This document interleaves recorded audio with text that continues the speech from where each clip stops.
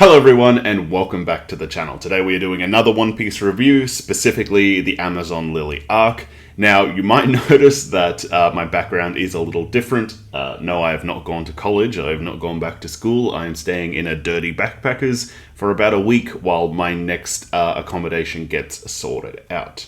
I have successfully moved back to Australia. I'm going to be working on like a nice sunny island resort. It's going to be fantastic. I'm from the tropical North Queensland, in case anyone was wondering. And, one of the things I've been thinking about doing is like kind of filming like One Piece skits, because it is like it's very reminiscent of what like the One Piece environments look like, when they're in the tropical islands. So I don't know, if I get some inspiration, just look out for that. Anyway, let's talk about the Amazon Lily arc. Now, going into this one, I honestly had no idea what to expect, right? All I really could expect was that I didn't believe the Straw Hat crew was dead, right? Like, I didn't expect Luffy and all of his crew to have died from the guy using his poor abilities to send them flying. But what I didn't understand yet was what that guy's abilities specifically did, right? Because once he paused them, they just seemed to disappear. So in my mind, he could have been teleporting them. And although it was specifically explained in the last arc that when this guy does use his poor ability to banish people away, it is specifically explained by someone else that he sends the people flying for 3 days and 3 nights. I thought it was more of like a speculation on his abilities, more of a it's more about the legend of who he is and like the story that he's built up for himself. Kind of like how in this one they give you that like unreliable narrator voice when the 3 Gorgon sisters are about to jump into the bath and they say, everyone get out. It's like, everyone, you have to leave, because if you stay here, the 3 Gorgon sisters have the eyes of Medusa, or One Piece's version of Medusa, on their back. So if you look at this tattoo, or if you look at this curse, you will be frozen solid. And you hear like a woman tell an 8-year-old girl that. And I thought this guy's power might be in that same kind of thing of it's more about the air of mystery and the stories being told around the people, and how they change and build their own legends in order to help themselves in the best way that they can. So I was wrong on that front, because, I did kind of have this theory, and, I still have the theory that this guy did it to protect the Straw Hat crew, right? Because he didn't have to send them away. They were obviously going to get caught. They obviously were outmatched, outgunned, and would have been beaten. So in my mind, it was still a deliberate attempt for the guy to be hey, look, it doesn't really matter where you're going to end up as long as you're not here. Boom, blast them away. So although he's teed up as Luffy's big bad threat, and in that moment, he was considered the bad guy, I still do believe that he did that for the benefit of the Straw Hat crew. Maybe he knows that Luffy and his crew would be the ones that would be able to save Ace and would then prevent the war with Whitebeard. So maybe it wasn't so much of a him betraying the government as a him wanting to stop this war by being able to rely on the Straw Hat pirates. You know what? Now that I've said that out loud, that makes a hell of a lot of sense, right? So I guess you could speculate either way in regards to him being a pirate and this warlord, but they still kind of do their own thing. So he could very well be doing what's right for the world and trying to stop Whitebeard from starting this war by saving Luffy and the Straw Hats so they could save Ace. Yeah, I like that. That's going to be my prevailing new theory as to what happened.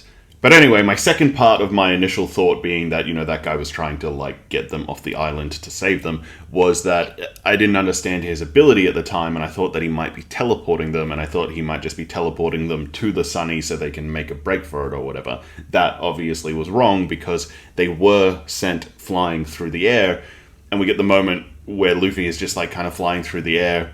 And I actually really did enjoy Luffy in this arc. Luffy by himself, I feel like we got a lot of really great moments and a lot of really great showing of how much he's grown. And I feel like there were a few throwbacks to Princess Vivi and how she originally called out Luffy. I don't know if you've been watching my channel for a while, but if you go back to, I believe it was the one where we first get Chopper. No, wait, it couldn't be that one, because Chopper wasn't part of Alabasta. Anyway, I don't know. It was one of those ones.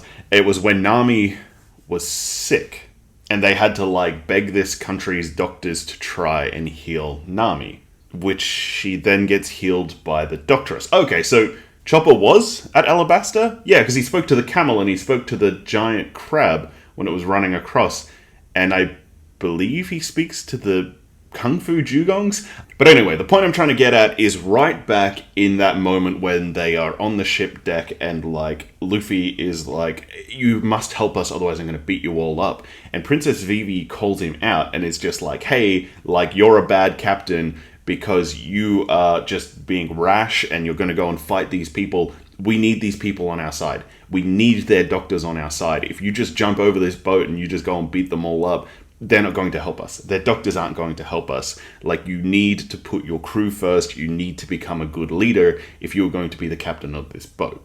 And I said it right back then. I said I loved that moment. I thought it was great. I thought it was great for the princess to, like, humble Luffy and just be like, look, if you are going to be this great leader of men, you have to be humble. You have to put them first.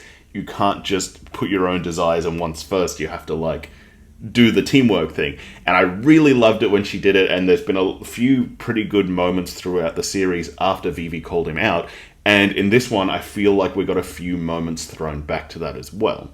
And I'll throw up a couple of panels. Usually I don't put up the panels until, like, towards the end of the video, because I feel like the YouTube algorithm checking thing doesn't, like, extend all the way to the end of the video, which it does. It's silly, I don't know why I think that, but I'm going to put up the panels now to kind of show you what I'm talking about. So we have this moment where Luffy is with the Empress. They're at the arena, and it's just before Luffy is about to get executed by the panther or whatever that animal was.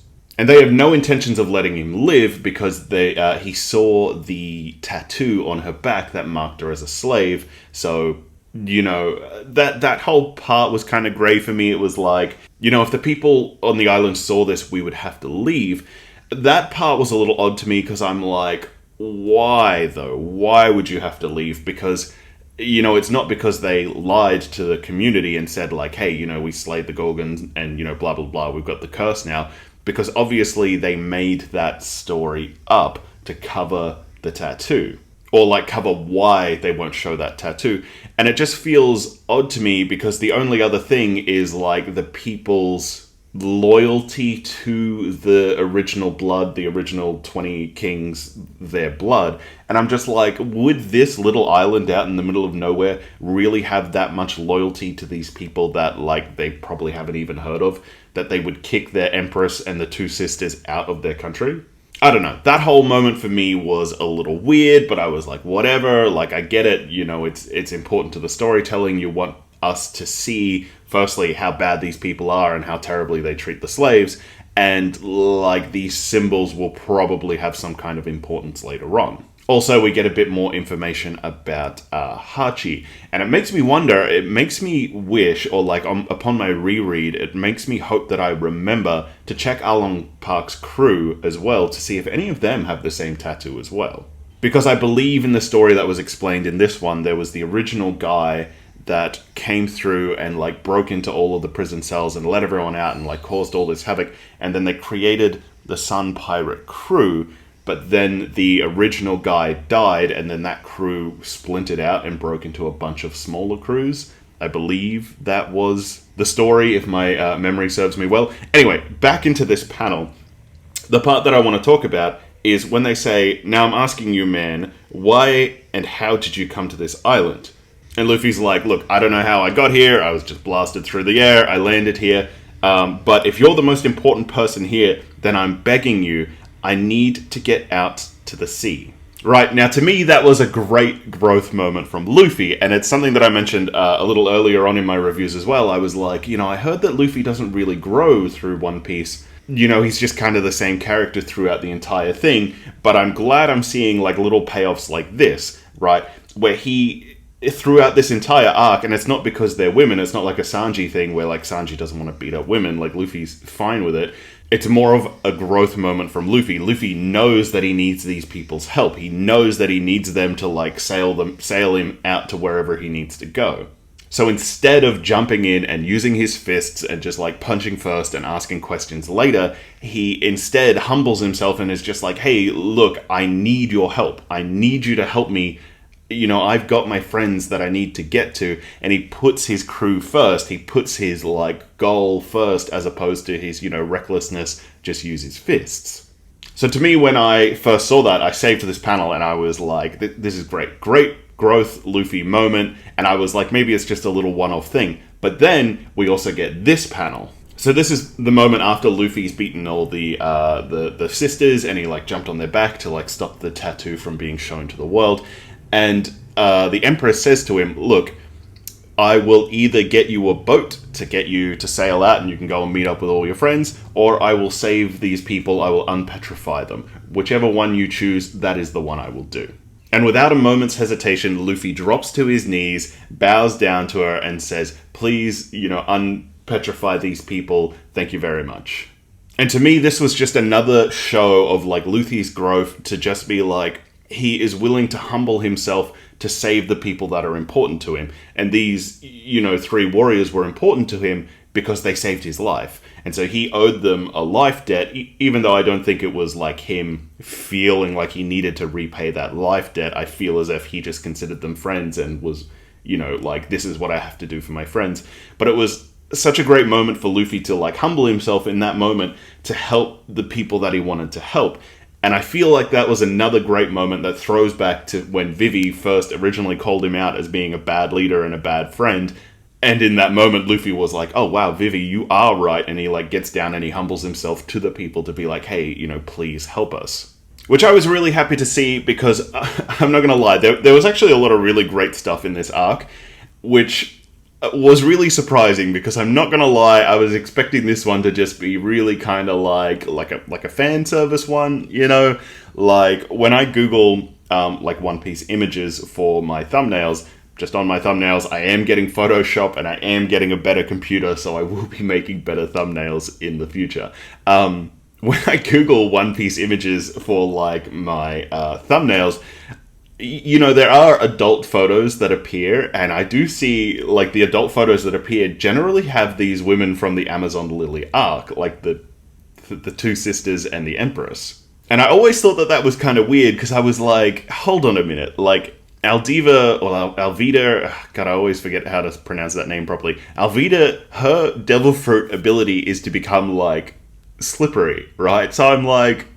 And then you've got, like, Robin, who's just, like, always wearing leather. You've got Nami, who's just, like, Nami, Somebody, I think, explained to me once that was Oda's idea of, a cute girl, and that's why, like, statues will look like Nami, and, like, kind of in the first few arcs, the, like, cute girls always looked like Nami is because that was Oda's idea of it. And then you've got like the secretary who had like the soap ability, like, so it always just surprised me that like these women were the ones that like the adult pictures were made of.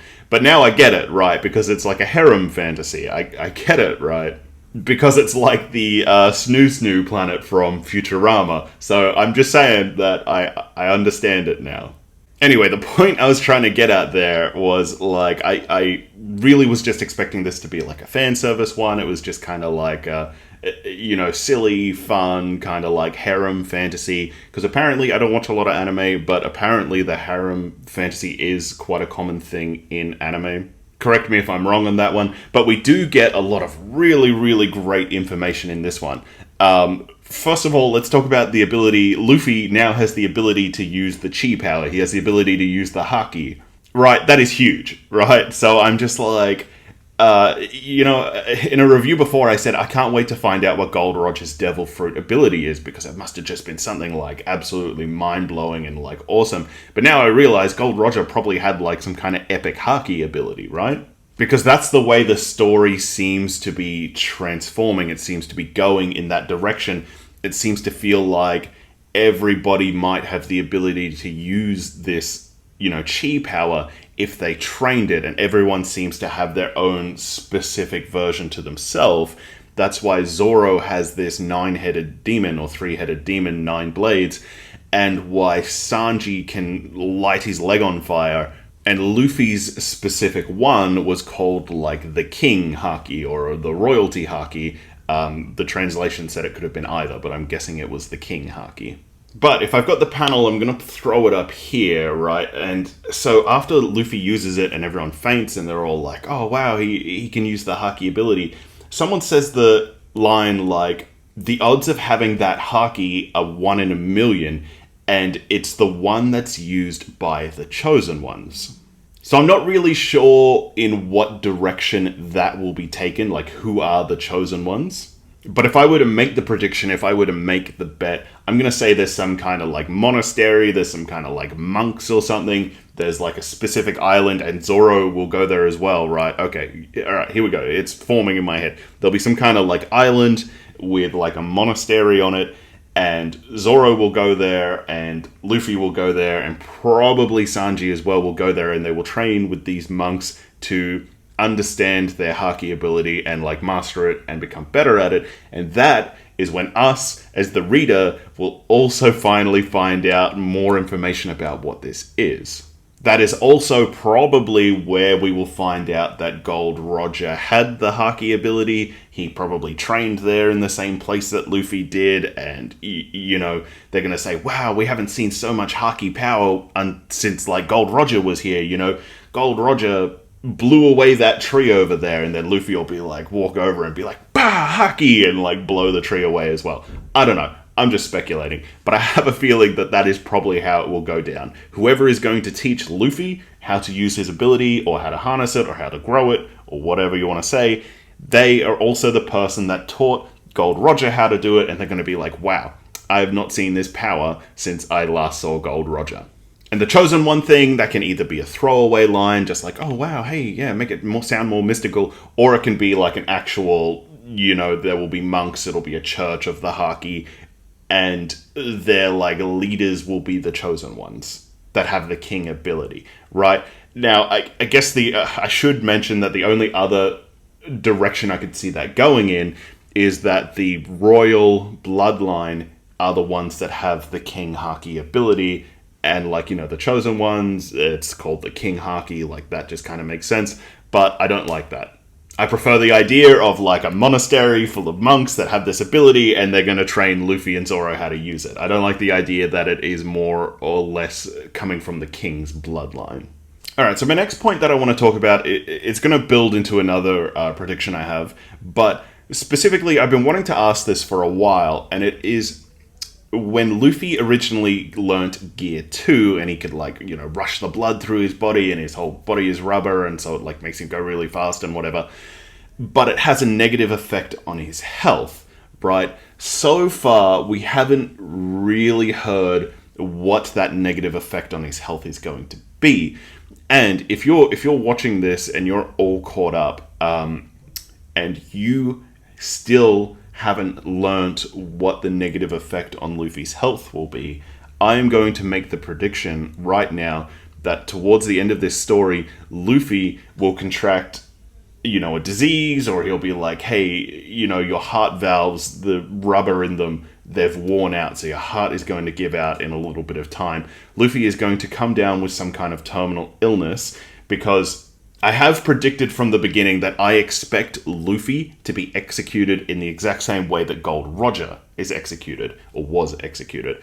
So I'm starting to think that, like, if they don't tell us specifically the health issues that Luffy gets from Gear 2, then it might just be an epic, massive foreshadowing for the moment right towards the end when he comes down with some kind of illness, when he comes down to some kind of disease because his heart's given out, because, you know, the gear powers have worn out so much of his heart valves. And so he will turn himself in to the world government just like Gold Roger did, and he will be executed just like Gold Roger did, but he will go to the gallows happy because he's doing it, you know, I don't know, for the crew, or he'll be doing it to spread information, or, you know, whatever you expect Gold Roger did it, why his specific reasons were why he did it. Maybe Luffy will try to commence the next age of piracy.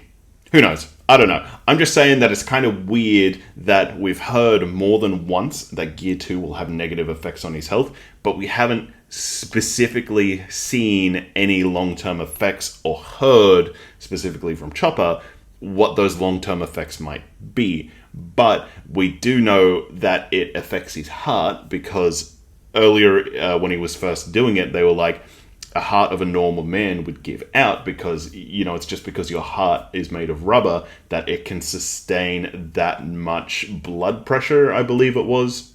Anyway, what I'm saying is, if you're watching this and you're all caught up and they still haven't explained what the negative effects of Gear 2 is, I bet you that's what it is. I bet you his heart's going to give out right at the end. He's going to find out that he is going to die of heart failure. And so he turns himself into the world government, and that's how Luffy gets executed, in the same way that Gold Roger was. Alright, again, while we're talking about Haki, I feel like I should mention that once Luffy ends up, he escapes the prison and he escapes all that, and he collects that one woman and takes her out into the jungle because she has his, paper. After they talk for a bit, she pulls out her bow and she, shoots her bow at him, and the arrow hits the ground, hits the tree or whatever, and it all just explodes, and Luffy's like, oh wow, it's just like a bow, but you're causing massive damage. And the woman explains that the arrows are infused with the Haki. I feel like that is a really important thing to take note of. I feel like that is a really important thing to mention, because earlier we've heard about Dr. Vegapunk and his ability to feed inanimate objects, inanimate weapons, the devil fruits. But this is the first time, I believe, that we've heard that the Haki can be infused into the weapons as well. And it makes me wonder if that's what Zoro's swords have. Because you know how he can, he'll be like, 96-pound cannon, and he'll do something, and then it will cause a shockwave, or he'll, slice a whole building in half or whatever. I now presume that that's what it is. It's either an extension of Zoro's Haki, or it's an extension of the weapons Haki, or both. I suppose that's something I'll learn a little bit more about when they go to the Chosen One monastery or whatever. Alright, so this is the last panel of the arc, and it's something that I want to talk about because a really interesting thing happens here. Right, I'm going to read you the conversation between Garp, the grandpa, and Ace. The grandpa says, "You want me to kill you. You've gotten desperate, you idiot. Soon it won't matter what we do. Whitebeard won't stop now, even if you died. Nobody can stop this anymore. We have angered the king of the seas." And you just see the pained look on Ace's face. Now, I find that really interesting, right? So obviously Ace knows what's coming, right? So we as the reader, right, you're probably watching this and have already seen everything, but, people that are at my level right now, we as the reader are watching this, and we can only, speculate, think, we can mildly imagine what's going to happen next. There'll be a big pirate war, there'll be pirates versus the, Marines, right? But you can see here from Ace's face that he knows what's coming. There's going to be something huge. There's going to be some kind of epicness to it. There's probably going to be a lot of people getting hurt. And Ace is just there oh, this is because of me. I did this. By failing to kill Blackbeard, I have been caught, and I am starting this war because I failed. All of these people are going to get hurt. All of these people are going to die. There's going to be hell on earth, and it's because of me. And the grandpa says, "You want me to kill you, right? You've gotten desperate." Now, we don't actually get to see that moment when Ace asks, Garp to kill him. But isn't that so interesting? That Ace is kill me. If you kill me a week before my execution, this whole thing will be called off, right? Because there will be no public execution. It'll just be you killing me in the jail. Whitebeard will just move on with his life. But then Garp is nah, everything's already mobilized. He's on his way. It's going to be out of spite and revenge now. So that is a really interesting point to me. And I wonder, just speculation, I wonder if that is going to play a part in Ace's character arc, right?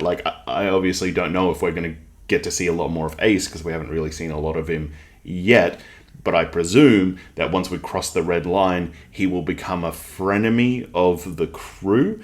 And I wonder if they are going to give Ace a story arc or a storyline in where he explores his guilt towards everyone that has been killed because he's failed to kill Blackbeard. probably when Ace and Blackbeard will fight again, right? Surely that's what will happen. Ace and Blackbeard will fight again. They will have their big reunion, big battle. Ace will be wiser because of it, and he will be like, everyone was hurt because I failed to beat you last time. Anyway, the point I'm saying is that, for an arc that was kind of built around just, titties everywhere, it was like really interesting to get this big emotional scene where, it's just like Ace just in such pain and turmoil because of the destruction he's about to bring to the world, because he failed, because he wasn't strong enough. All right, just another couple of panels we'll talk about before I move on, before I run away and continue reading to see what the heck happens. So you see this one. So this is where Robin ended up after she was blasted. You can't see it in this specific panel, but she is handcuffed and she is about to become a worker for these people, right? And the guy is explaining to Robin, he says, the workers here are either criminals gathered from every country or citizens of countries that refused to join the world government. So that's a really interesting point, right? So obviously, building up to this moment, we have been slated to believe that the world government is fucked. They are bad people. They're doing bad things to the world. And, even though they represent the justice force of the world, they represent, crime and punishment and law and enforcement and all of that, they are actually really bad people, right? And I feel like this is just another great showing of that. And I really wanted to highlight it because if you were just kind of like reading through it and not really paying attention, it was just one sentence. It was probably just a couple of words that would have been really easy to scoot over. But when you think about them, they're actually really quite intense. They are either criminals gathered from every country or citizens of countries that refuse to join the world government. So refusing to join the world government automatically makes you a criminal and automatically puts you into a life of slave labor, right? Like that's pretty huge, right? For refusing to join their government. Next we have this one. I just thought I'd show this one. This whole thing is a vagina joke, just in case you're wondering.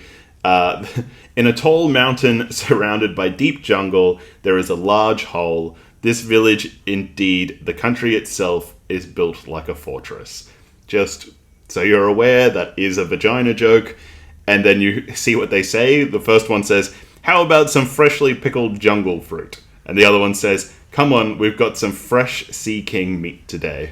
I see what you did there, Oda. Just so you're aware, I see what you've done there. And in case you're wondering, this whole panel is just a big vagina joke. Then, of course, we have the moment where they are washing Luffy in the lake and they're like, oh, we missed a mushroom. This one doesn't pluck off. This one just stretches.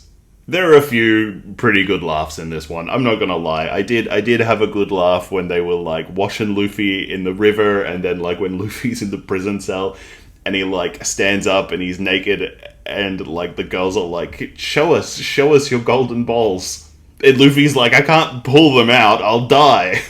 Anyway, I did enjoy the fun little romp that was the Amazon Lily arc. It was great. I had a good few chuckles in it.